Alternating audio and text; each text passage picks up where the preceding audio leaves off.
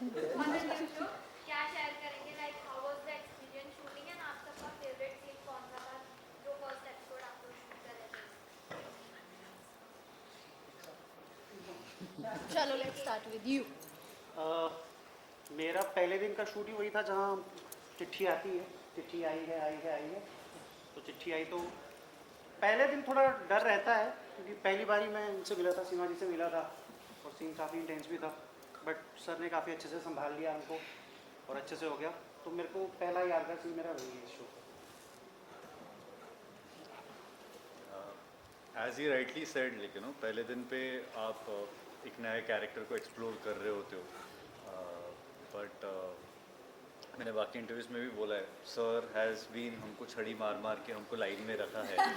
छड़ी नहीं यार, छड़ी नहीं, अपने तरीके से छड़ी मारी है जो भी है, and he has actually guided and been the captain of the ship. So I would like sir to speak about us. नहीं about the नहीं show. नहीं एक्चुअली सारे सीन्स मतलब पूरा आपने देखा फर्स्ट एपिसोड तो सब चीज़ अच्छी थी, लेकिन एक डिफ़िकल्ट होता है पहला ही फर्स्ट डे शूट करते हो और जो फर्स्ट फ्रीज पॉइंट है एपिसोड का कि एक्टर ने एक जर्नी भी नहीं तय की है, शुरुआत भी नहीं है, उसमें सीधे फर्स्ट एपिसोड का फ्रीज पॉइंट और दोनों लोगों के लिए फर्स्ट डे फर्स्ट शूट तो वो डिफ़िकल्ट होता है हमारे लिए भी, बट दोनों ने बहुत अच्छे से किया। जो आपने देखा, आपको देख के कोई ये नहीं बोल सकता कि ये फर्स्ट डे की फर्स्ट शूटिंग का सीन है। I think that's a compliment for all of us.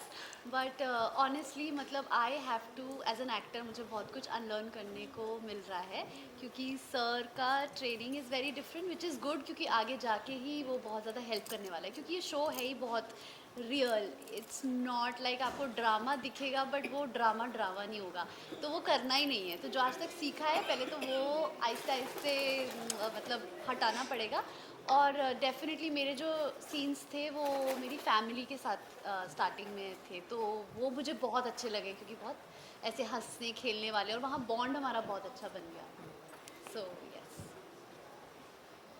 मुझे किसी ने रोल ही नहीं दिया। सारे रोल आपने ही बनाए हुए हैं।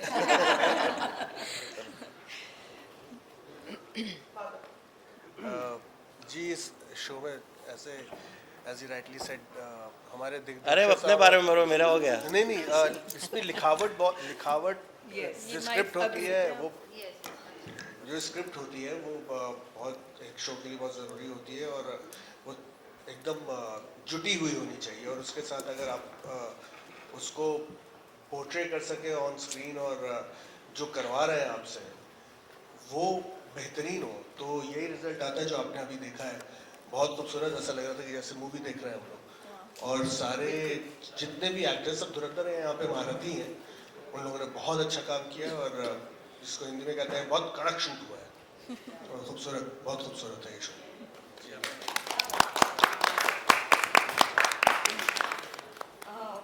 मैंने सर के साथ पहले काम किया हुआ है तो मेरे लिए पहला दिन बहुत कंफर्टेबल था और आई वाज वेरी हैप्पी कि सर है, बिकॉज सर जैसे काम करवाते हैं वो कोई नहीं करवा सकता। डर भी बहुत लगता है, मैं अपनी लाइनें सबको याद करवा देती हूँ पर उसका रिजल्ट भी फिर दिखता है। और राइटिंग बहुत ही अच्छी है, मतलब ऐसा लग रहा है बहुत ही कमाल की राइटिंग है, बहुत ही कमाल का शो है। I am very happy that I am part of this team.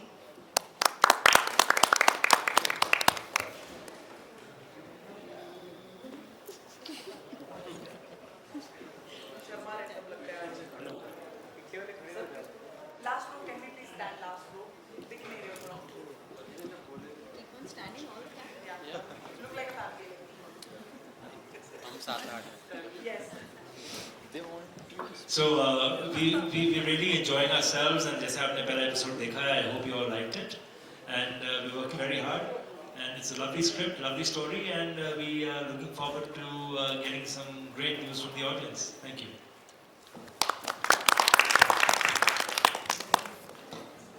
Hello everyone, thank you for coming here और हमारा एपिसोड देखने के लिए और आप इतना पसंद करने के लिए। मैं इस टीम के लिए नई हूँ, जितने भी यहाँ एक्टर्स हैं मैं इनके साथ फर्स्ट टाइम काम कर रही हूँ और सर के साथ मेरा पहला एक्सपीरियंस है एंड बहुत मज़ा आया। जैसे कि देवेंद्र ने बताया आपको, कि हमारा फर्स्ट डे का जो शूट था वही बहुत डिफिकल्ट था, वो लेटर जो लास्ट सीन है हमारा, और पहले दिन ही वो अचीव करना, एक फैमिली जैसी फीलिंग आना, एक रिलेशनशिप डेवलप करना, वो अगर सर नहीं होते तो इतना मुश्किल था, क्योंकि हम अपने कैरेक्टर के बारे में मोस्टली सोच रहे थे, हर एक्टर का यही होता है कि मेरा कैरेक्टर मैं जो परफॉर्म कर रहा हूँ या कर रही हूँ, लेकिन डायरेक्टर के नज़रिए से देखा जाए तो उनके लिए हर छोटा बड़ा सब कैरेक्टर उसको पिरोता है, और सर ने इतनी स्मूथली हम सबको गाइड किया है। एवरी मोमेंट जब भी हम कोई सीन करते हैं तो वो एक एक चीज़ बताते हैं जो हमारे दिमाग में भी नहीं होता है कि अरे ये वहाँ से कनेक्ट होगा, ये आपका कैरेक्टर इस तरह का है। सो वो जो फीडबैक है उसने इसको इतना ब्यूटीफुल बनाया।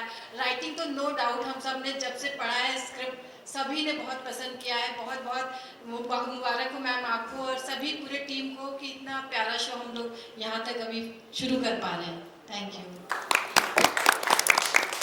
हाय, good evening everyone, this is Priyamvada Singh. और पहले एपिसोड में मैं दिखाई नहीं देती लेकिन मेरा जिक्र बराबर होता रहता है। सो जिन मालती बुआ के बेटे का जिक्र कर रहे थे, एडॉप्शन का जिक्र कर रहे थे किंशो, वो मालती बुआ मैं हूँ। और पहले दिन का एक्सपीरियंस शेयर करूँ तो सबसे पहले तो आप सभी का बहुत बहुत स्वागत। Thank you so much everyone for coming here. Gajna ji जो हमारी राइटर हैं वो बहुत बहुत बधाई की पात्र हैं इतने खूबसूरत कॉन्सेप्ट को जन्म देने के लिए। And it is a very day to day life conversation जो हमारे पूरे एपिसोड में लगा। एपिसोड बहुत पीसी था, बहुत खूबसूरती से शूट हुआ है। आज की दुनिया में जहाँ हम 30-30 सेकेंड्स की रील में जो है पूरी एक जर्नी देख लेते हैं, उसको ध्यान में रखते हुए ये एपिसोड टेलीविजन शो का कहीं से नहीं लग रहा था। It was beautiful. Ashish sir हमारे विजनरी, हमारे कैप्टन ऑफ द शिप, उनका जो टेकिंग का अंदाज है, उनके जो कैमरा एंगल सेट करने का अंदाज है, वो हर फ्रेम को इतना खूबसूरत लगाते हैं। एक्टर्स इतने खूबसूरत लगते हैं, उनकी परफॉर्मेंसेस निखर के आते हैं। So hats off to you sir for shooting this show so beautifully. And my wonderful co-actors, we have got one of the finest set of actors all amongst us. And day one पे जब हम family scene shoot कर रहे थे, जब मेरा पहला दिन था, I actually felt like I'm in between my family members. So everybody is performing so naturally. First episode कमाल का है and we are really looking forward. आप लोगों का प्यार, दर्शकों का प्यार ऐसे ही मिलते रहे, हम हजार episodes shoot करें. Thank you so much. Hello everyone, मैं अनीशा प्ले कर रही हूँ, आप लोगों ने जैसा देखा होगा। मैं ये कहना चाहूँगी कि बहुत ही लंबे टाइम के बाद मैं नेगेटिव पोर्ट्रे कर रही हूँ। एंड मैं शुरू में जब मैंने शूट स्टार्ट किया था, मतलब फर्स्ट जो मेरा सीन था, तो मैं उसमें कोशिश कर रही थी कि मैं अपने तरफ से जो भी चीज़ें होती है वो करूँ, शायद वो निकल के आए ठीक से या नहीं आए। But very thankful to sir, of course sir ने मुझे बोला कि मैं जैसा बता रहा हूँ वैसा करते जाओ, वो निकल जाएगा character. So very thankful to you sir and of course ma'am, इतना ब्यूटीफुल लिखा है। शुरू में जब हम रीडिंग पे जब गए थे तो इतने सारे कैरेक्टर्स एकदम से सबके एक अलग अलग सीन्स निकल रहे थे, बट अभी जब स्क्रीन पे देखा तो इतना अच्छा कोहेशन है सब में कि मज़ा आ गया देख के। The question is, which was the favorite part till date that you shot? For everyone. Yet to come. Hi, I'm Honey and I am playing Nandini's assistant character. And अभी तक वैसे फेवरेट पार्ट अगर उसकी बात करूँ तो अभी तक मैं 2-3 ही सीन्स हुए हैं। तो उसमें मेरा एक सीन है करण सर के साथ और नंदिनी मैम जी के साथ, तो वो मेरा एक फेवरेट पार्ट है बिकॉज वो लोग बहुत एक्सपीरियंस एक्टर्स हैं एंड मेरे लिए उनके साथ काम करना एक बहुत बड़ी बात है। एंड सर के साथ जो हमारे डायरेक्टर सर हैं वो इतने अच्छे से हमको गाइड करते हैं एंड उनका डांटने का तरीका भी बहुत पोलाइट है, मतलब ऐसा लगता नहीं कि वो डांट रहे हैं, तो बहुत मज़ा आ रहा है एंड आई होप ये शो सुपर हिट हो। Thank you.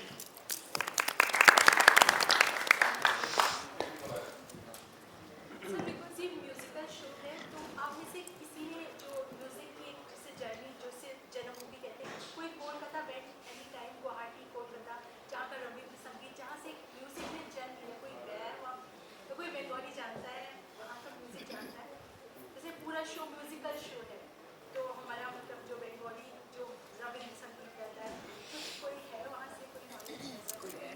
Actually, I don't think we have somebody playing a Bengali character और वो उसमें सिर्फ म्यूज़िक शामिल नहीं है. Of course, the focus is on a music reality show. Nandini's husband is Roy. He is from Bengal. And जो मेरा personal एक बहुत अच्छा ओपिनियन है बंगालियों को लेकर, that they are very steeped in culture of all kinds, whether it is cinema, literature, music, everything. तो उनका जो एक लाइफ को लेकर एक एटीट्यूड होता है वो बहुत एरुडाइट होता है, वो बहुत इवॉल्व्ड होता है. They are very thinking people. So that's the kind of character which I have tried to create in Roy. And that evolution of him as a character, scenes भले ही उतने सारे ना हों, लेकिन he's a very interesting character who is a little from a generation before the current generation, but attitude wise he's very very progressive. So that character is going to really stand out. I am very sure about that. He's a Bengali.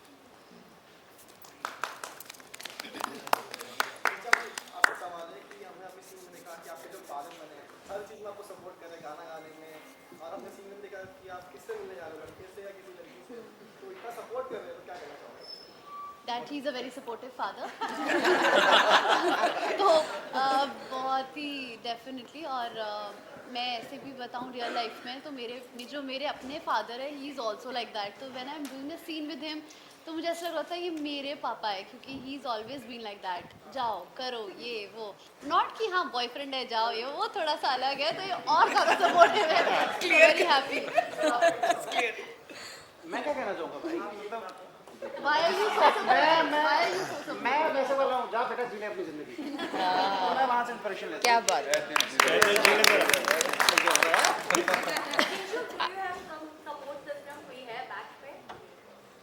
कहाँ real life में या like since my childhood my family, my parents have always supported me a lot. That is why I think आज जाऊँ वहाँ पहुँच सका हूँ और आगे और पहुँचने की कोशिश कर रहा हूँ. And I also think that as a creator of the show, I feel that it's a very important message कि we should also trust our children. वो एक बहुत बड़ी बात है जो हमारे पेरेंट और करंट जनरेशन में जो इतने डिफरेंसेस आ जाते हैं, कई बार उनको अवॉइड किया जा सकता है, क्योंकि न सिर्फ बच्चों को अपने पेरेंट्स को ट्रस्ट करना चाहिए, it should also be the other way around.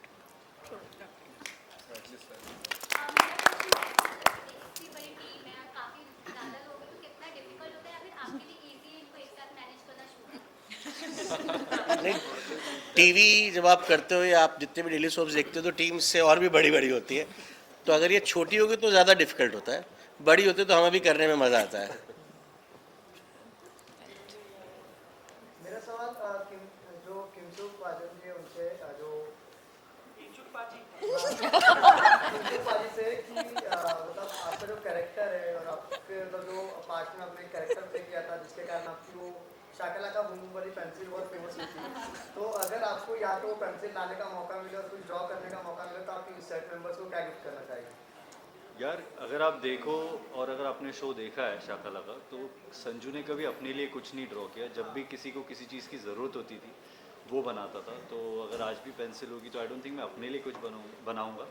But हाँ, अगर किसी को कुछ ज़रूरत है, शौक के लिए नहीं बट एक्चुअली ज़रूरत है, तो पेंसिल मदद करेगी. मुझे 800 करोड़ की ज़रूरत है. पेंसिल ने कभी पैसे नहीं बनाए.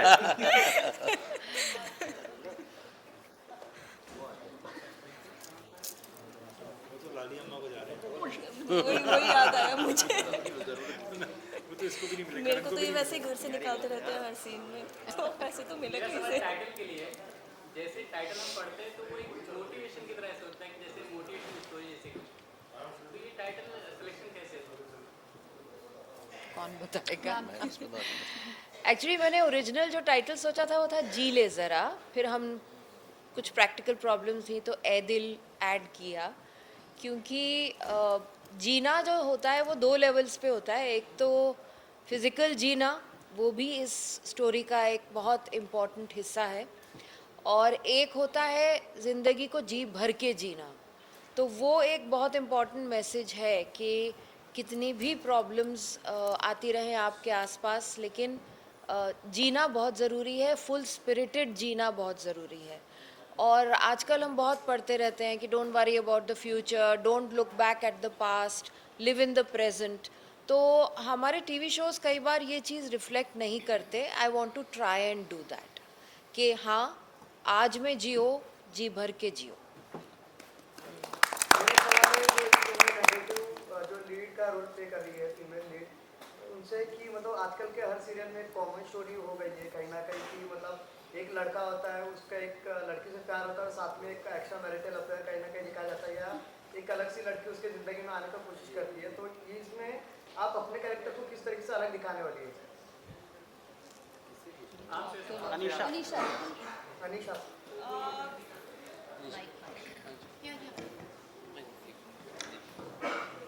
देखिए, कहीं ना कहीं टीवी में एक पॉइंट पे चीज़ें आके सिमिलर होने लग जाती है जैसा हम देखते हैं, लेकिन ये एक्टर पे डिपेंड करता है कि वो उसको कितने डिफरेंट तरीके से पोर्ट्रे करते हैं। तो जैसा मैंने अभी तक जो सीन्स शूट किए हैं, तो मैंने वो किचन ड्रामा वाला नेगेटिव तो नहीं देखा है अभी तक, and I am very happy about that.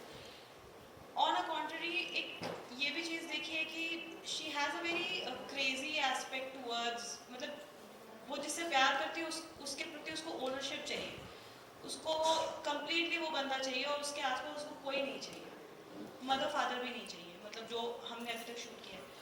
तो वो एक क्रेजी, एक पागलपन वाला मैं रखना चाहूँगी उस चीज़ को लेके, जो कि थोड़ा डिफरेंट है, सॉरी, जो कि थोड़ा डिफरेंट है, जो कि हम देखते आते हैं टेलीविजन शो में। तो this is what my take would be. जैसा आगे बढ़ेगा वैसे हम पोर्ट्रे करते चलेंगे। आपसे एक सवाल और है, जब भी कोई नेगेटिव रोल करता है तो कमेंट्स हमेशा उसके लिए अपोजिट होते हैं। जैसे मार्वल की एक मूवी आई थी, तो उसमें थैनोस को बहुत ज़्यादा लोग चाह देते कि उसका कुछ भी हो जाए, तो वैसे कमेंट्स भी झेलने पड़ते हैं, तो उसके लिए आप कितनी तैयार हैं?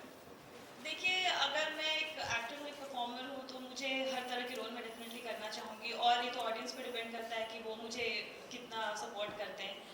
बट हाँ, चीज़ें अभी बहुत बदल गई हैं। अगर ये शायद आप मुझसे 10 साल पहले या उसके भी पहले पूछते तो शायद मुझे इस बात का डर होता, लेकिन अभी ऑडियंसेस इतनी ज़्यादा स्मार्ट हो गई है कि उनको परफॉर्मर कैसा है एंड कंटेंट कैसा है, कैसी चीज़ें निकल के आ रही हैं, उस चीज़ पे वो ज़्यादा ध्यान देते हैं rather than देखो ये क्या आते हैं, हाँ, जेल में डाल दो, मर्डर कर दो।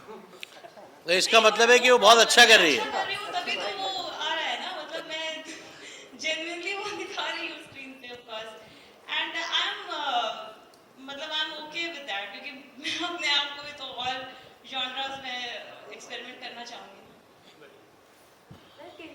पहले एपिसोड में हमने ग्रिपिंग स्टोरी देखी, इंटरेस्टिंग, लेकिन उसमें जो एक मेन चीज़ थी आप लोगों के कैरेक्टर के रिलेटेड लव एंड म्यूजिक को जानना चाहूँगी। म्यूजिक में कितना इन्वॉल्वमेंट था बिफोर द शो, या अब कितना इन्वॉल्वमेंट है, क्या प्रिपरेशन थी? थैंक गॉड मैं सिंगर नहीं हूँ शो में, आपने मेरा सिंगिंग अभी देख ही लिया, so I am okay with the guitar. College के डेज में I used to learn playing guitar, but then फिर रोज़ प्रैक्टिस नहीं कर पाया। सो लॉकडाउन एक वक्त मिला था जहाँ प्रैक्टिस कर पाओ, एंड इस शो की वजह से फिर गिटार घर में बाहर निकली है और थोड़ी प्रैक्टिस कर पाया। I have always been fond of music. तो मैंने स्कूल में गिटार सीखा था थोड़ा सा, उसके बाद यूकेलेले प्ले करना सीखा था लॉकडाउन में। एंड अभी जो प्रेपरेशन की ज़रूरत पड़ती है वो डेफिनेटली, क्योंकि हम एक म्यूज़िकल बैकड्रॉप दिखा रहे हैं तो हम कुछ भी नहीं कर सकते। तो जैसे अगर हारमोनियम प्ले कर रहे हैं तो हम मतलब एटलीस्ट मैं थोड़ा ध्यान देती हूँ कि पहले यूट्यूब पे जाके देख लूँ कौन से कॉर्ड्स हैं। हमारा एक सीन था साथ में जहाँ पे वो ट्यून करा होता है गिटार, तो मुझे हमिंग करनी होती है साथ में। तो उसमें हमने एक्चुअली बैठ के काफ़ी सोचा, क्योंकि वहाँ कॉर्ड्स लिखा था बट कॉर्ड्स को लेकर हम वो ट्यून नहीं कर सकते, वो ऐसा पॉसिबल नहीं होता, you have to take the notes. तो जो ये सब चीज़ें थैंकफुली हम दोनों को वो बेसिक नॉलेज है, तो इसीलिए हम वो थोड़ा कर पाते हैं। And when he holds the guitar, जब ये कॉर्ड्स भी पकड़ता है तो उसको पता है कौन से कॉर्ड्स है, तो हमारे लिए ईजियर हो रहा है। बट येस, हमें सीखने को बहुत मिल रहा है। अभी जैसे कोई सरगम आ गई हो गया, तो एक्चुअली में सिंक करने के, लिप सिंक करने के लिए भी गाना पड़ेगा, तो वो यूट्यूब पे जाना, फिर वो देखना, फिर उसको समझना कि ये कौन सा राग है एंड ऑल दैट। तो वो सब है, तो चैलेंजिंग है, लेकिन सीखने को बहुत मिलेगा डेफिनेटली। और वो प्यार है म्यूज़िक से, थोड़ी फॉन्डनेस है, तो मज़ा ही आता है। And he is a trained singer, तो इनसे भी काफ़ी हेल्प मिल जाती है, ये बताते रहते हैं कौन सा ये क्या है. So yes. सुमित सर, आपसे भी जानना चाहेंगे, आप कुछ ऐड ऑन करना चाहेंगे क्योंकि कैरेक्टर भी समवेयर सिमिलर है म्यूजिक से. Can you repeat the question if you don't mind? Okay. I want to know कि before the show म्यूजिक में कितना इन्वॉल्वमेंट था या अब शो की वजह से इन्वॉल्वमेंट है? नहीं, मेरा तो इन्वॉल्वमेंट म्यूजिक से रहा है जब से मैं पैदा हूँ शायद. नहीं, since I was a little kid. And in fact, because show का बैकबोन म्यूजिक है, that was one very strong reason why I got very interested in the show. And so yeah, my relationship with the music is very strong. Always has been. मेरा सवाल आप सभी लोगों से कि हर किसी इंसान को जो अपने अपने जब वो नया किरदार निभाते हैं तो उन्हें बहुत सारी नई चीज़ें जानने और सीखने मिलती है. तो आप लोग को जो अभी आप करंट जो रोल प्ले कर रहे हैं इसमें क्या क्या जानने और सीखने मिला नया? Very tough. मेरे को तो बड़ा मजा आ रहा है बिकॉज ये बंदा जिस तरह से बात करता है ना, मैं ऐसे कभी बात ही नहीं करता, तो एटलीस्ट कुछ अलग करने को मिल जाता है मेरे को. ऐसा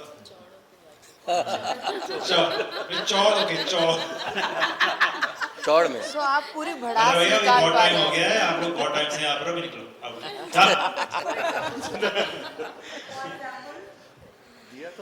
ये एग्जाम्पल ये बड़े प्यार से बोला मैंने.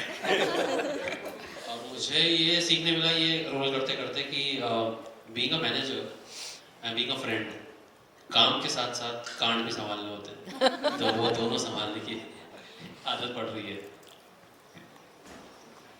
अभी आपने मेरा पहला सीन देखा होगा. It was a silent scene without any dialogues. Basically, it is the messages. It was the lull before the storm.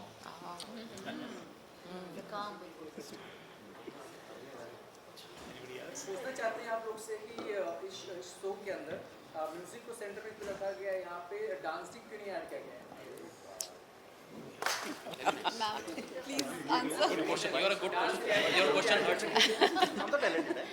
I think the answer is आप बताइए कि कितने सारे डांसिंग शोज़ हैं और कितने सारे म्यूज़िक रियलिटी शोज़ हैं हमारे हिंदी एंटरटेनमेंट चैनल्स पे या रीजनल में.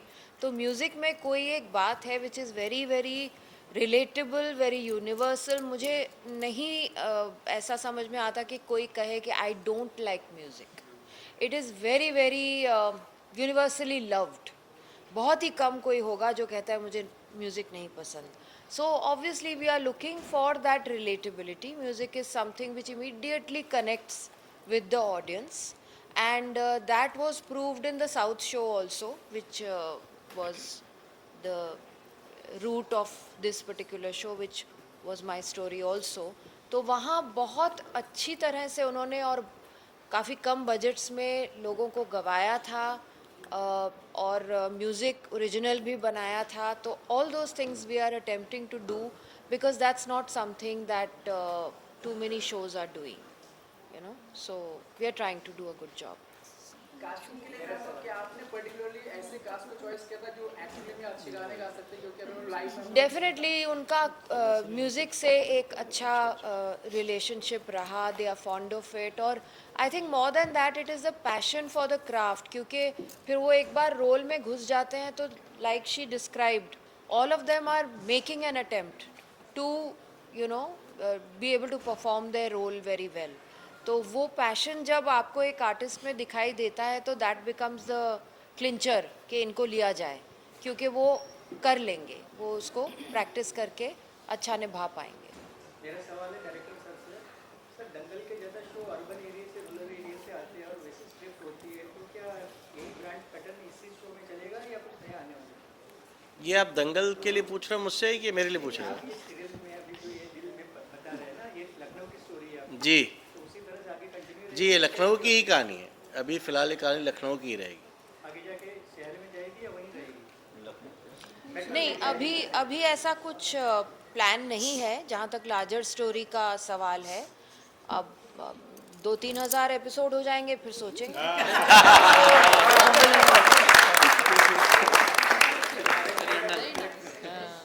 लास्टली ऑडियंस को क्या मैसेज देना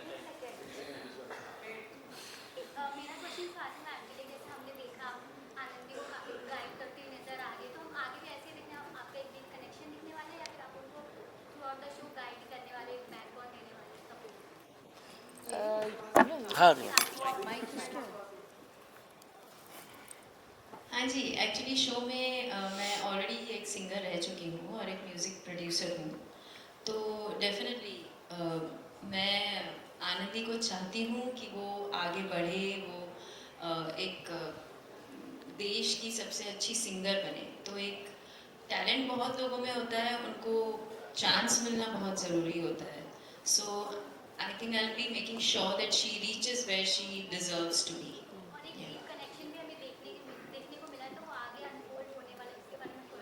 वो तो आपको देखना पड़ेगा।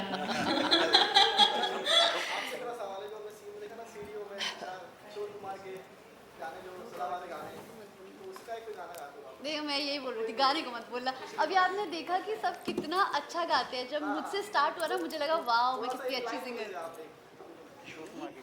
कौन सा गाना है? मतलब मैं सॉरी मुझे से याद नहीं आ रहा। ये तुमने वो क्या देखा जो कहा दीवाना?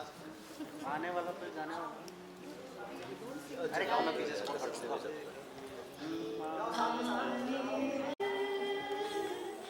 जाने वाला है, आने वाला पल जाने वाला है। सब गाते हैं ना सब। हो सके तो इसमें जिंदगी बिता दो, पल जो ये जाने वाला है।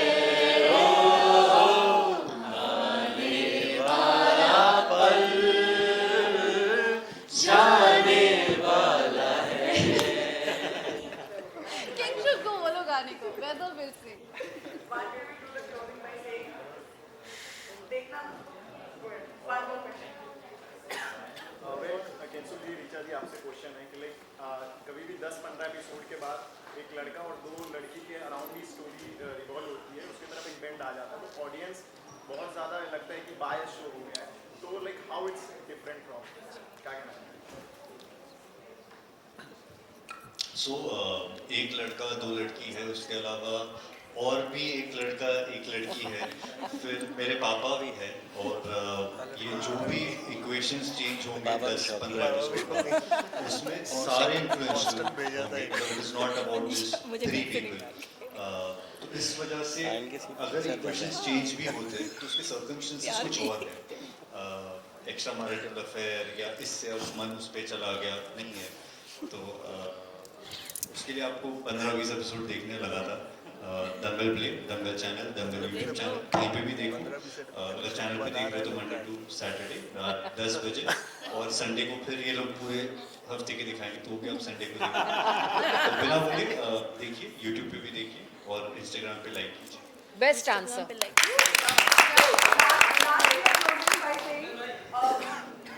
देखिए ए दिल जीने जरा, सोमवार से शनिवार रात 10 बजे दंगल टीवी पर। सर एक्शन लिख के दो। एक एक बार आप रिपीट कर दो, वापस रिपीट कर दो। Ready, action.